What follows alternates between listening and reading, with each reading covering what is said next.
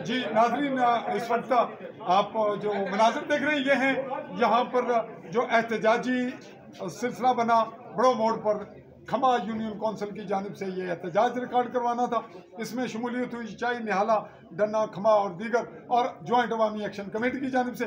और आज मुज़ाकरात हुए। इस वक्त यहाँ मुज़ाकराती टीम मुज़ाकरात में जो मामला तय हुए वो करके निकली है।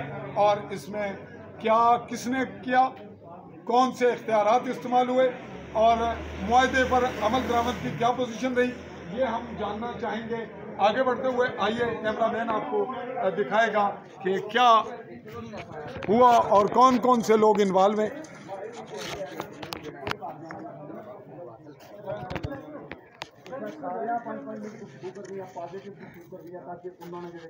कंट्रोल हो मैं सही गल दसा इंतजामिया का आराम बैठी है अंदर मजे लाने पे आते हैं जनाब दिलदार साहब भी अल्लाह तुसें कबूल कर तुसें भी ये मदद लवाए दिलदार किस्म की बहुत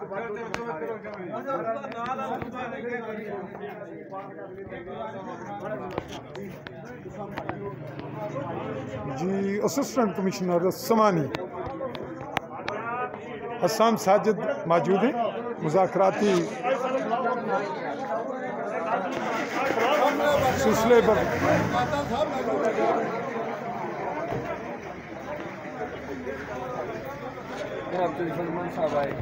जी तहसीलदार समानी भी मौजूद हैं और जी यहाँ बरकियात के हमारे कुछ दोस्त और हम यहीं पे अपने इस एपिसोड का स्टार्ट ले रहे हैं।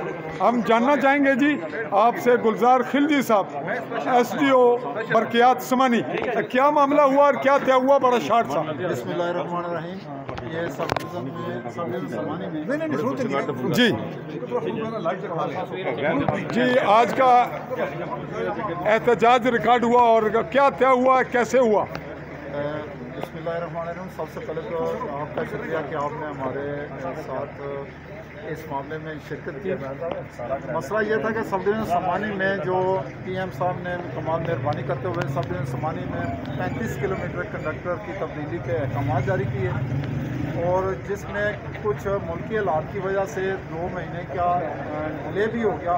तो वो PND में स्कीम पड़ी हुई है, तो इंशाल्लाह चंद दिनों में वो भी इंशाल्लाह कुछ अरसे में वो भी फाइनल हो जाएगी और ये लाइन की तब्दीली का काम शुरू हो जाएगा। और उसमें मिड स्पेनिंग के पोल भी हैं, तो इंशाल्लाह जब भी वो सामान आएगा तो ये काम शुरू हो जाएगा। बेसिक जो ये टेल एंड पे हमारा समानी R1 फीडर जो है ना, ये जो खम्बा यूनियन कौंसिल है ये इसका बिल्कुल टेल एंड पे है और जिसमें वोल्टेज का यकीनन 137 किलोमीटर लंबी लाइन है और वोल्टेज लास्ट एंड पे जाते हुए वो ड्रॉप हो जाते हैं जिस वजह से बिजली पूरी नहीं होती। इंशाल्लाह कंडक्टर तब्दीली से इंशाल्लाह बेहतरी आएगी। और मुश्किल हाल तो इनका यही है कि जब PM साहब ने पर्सनली ग्रिड स्टेशन के लिए तमाम फंड्स जारी कर दिए हैं और मौके पे अर्जेंटली काम भी शुरू है और 15 तारीख तक इंशाल्लाह वो टेंडर भी हो जाएगा। जो मेन लाइन के पोल आने हैं इस्लामगढ़ से वो भी काम शुरू हो जाएगा। तो इंशाल्लाह वोल्टेज का जो मसला है वो ग्रिड के बाद ही हल होगा मुश्किल तो।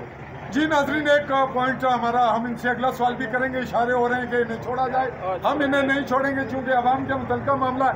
पूछना ये चाहेंगे कि वोल्टेज का मामला उन्होंने बता दिया जो हक़ाइक़ थे, आवाम यही जानना चाहती है। आवाम के इल्म में होना चाहिए कि असल मामला ग्रिड स्टेशन का है और ग्रिड स्टेशन से पहले डैम्स का है और ये मामला करने होते हैं हुकूमत ने, ये बरकियात के महकमे या किसी वापडा के पास नहीं। ताहम ये बताएंगे जो आप प्रॉमिस करते हैं, जो आपके वादे हुए उनको इम्प्लीमेंट कहाँ तक होगा, यानी जो आज वादे हुए उसमें इम्प्लीमेंट होगा या ये लॉलीपॉप रहेगा? नहीं इंशाल्लाह, क्योंकि PM साहब की भी हदायत हैं और हमारे चीफ इंजीनियर साहब SC साहब और HC साहब भी ऑनलाइन हैं, तो इंशाल्लाह ये जितने भी मुतालबात हैं जो छोटे मोटे जो सब डिवीजन की लेवल पर वो तो फौरी तौर पर हल होंगे।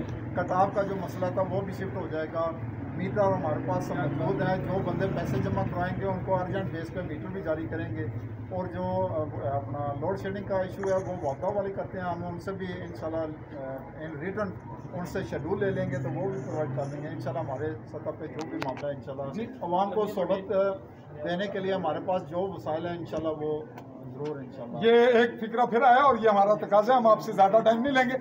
इन्होंने कहा कि वापडा की वजह से जो वोल्टेज का मामला है, आप आवाम के नोटिस में दे रहा हूँ जो बातें हैं मैं कि ये खराबी कहाँ से होती है, इसका बैकग्राउंड क्या है और इसके असल जो मंबे हैं जहाँ से खराबियाँ होती हैं वो ताकत कहाँ है, वो पावर कहाँ है, वो इख्तियारात कहाँ है, ये आप सबके सामने आ गया। मुज़ाकरात में कौन कौन था ये बात बताइए। और हम आपको दूसरा जो लाइनों पे जो लोड आया ना उसकी मेन वजह ये है कि हमारे गवर्नमेंट ने पीएम साहब ने बिजली के रेट्स में इस हद तक कमी कर दी है कि जो लोग पंखे की इस्तात रखते थे उन्होंने भी एसी लगा लिए, क्योंकि बिजली 3 रुपये यूनिट होने से हमारे सिस्टम पे इस कदर लोड आ गया है कि हमारा सर्वाइव करना और सिस्टम का सर्वाइव करना बहुत मुश्किल हो गया। तो इंशाल्लाह जी एक नुकता और आ गया और फिर इन्हें लुकमा मिल रहा है। मैं माजरत चाह रहा हूँ, एक लुकमा आ गया कि 3 रुपये सस्ती होने की बिजली की बुनियाद पर इसके मनफी असरात पड़ रहे हैं। ये नोट करना है आप आवाम ने कि सस्ती तो हुई, आपके अपने जो किरदार हैं आवाम के उस वो क्या है, उन्हें अपने गिरेबान में भी झांकना है आवाम को कि आवाम को सहूलत मिली, उन्हें खुद क्या करना चाहिए।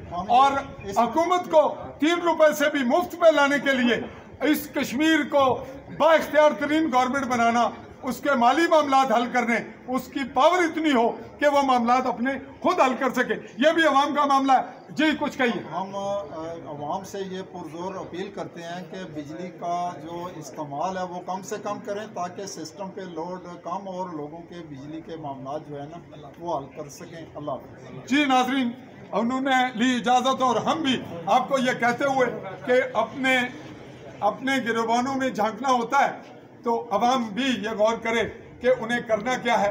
हमारी राय में अवाम को वोट देते वक्त ये मद्देनज़र रखना चाहिए कि उनकी खिदमात बेहतर अंदाज में कौन सर अंजाम दे सकता है, हकूक़ कौन लेकर दे सकता है और उन्हें गाइडलाइन हक़ाइक़ पे कौन देगा कि आपके हकूक़ क्या हैं, इनका रास्ता कहाँ से जाता है। और जॉइंट अवामी एक्शन कमेटी इस मामले पे बिल्कुल फ्रंट पे एक्यूरेट जंग लड़ रही है और उसकी लेग पोलिंग के लिए मुख्तलिफ हरबे इस्तेमाल किए जा रहे हैं।